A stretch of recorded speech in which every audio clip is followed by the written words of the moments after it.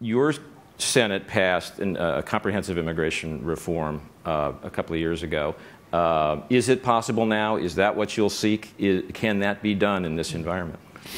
If you'll allow a historical analogy, the most significant political figure to ever come out of my state was a long time ago, a guy named Henry Clay. And he made a name for himself by trying to hold the country together prior to the Civil War. And toward the end of his life, we had won the Mexican War. We had new territory all the way to the Pacific, a lot of potential new states, which always raised the issue whether they're going to be slave states or free states. Clay cobbled together a massive compromise that included a whole lot of different things, and it was defeated. And he was so discouraged, he literally picked up and left town, and Stephen A. Douglas, subsequently to become pretty well known, senator from Illinois, took it apart, and every piece of it passed separately, and only 5 senators voted for every piece. Why this point? I think what's made it really difficult for the Congress to swallow is the comprehensive nature of the way it's been presented.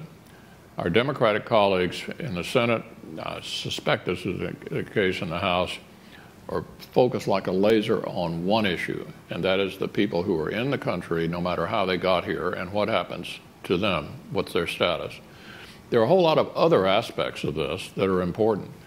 As the proud husband of an immigrant who came here legally at age 8, not speaking a word of English, and ended up in the president's cabinet, I'm a big supporter of legal immigration.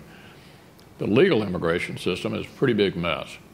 What I think we ought to do is bust it up, pass as much of it as we can, starting with a border security, which is a way of reassuring the American people that we're not going to have another calamity like we've had.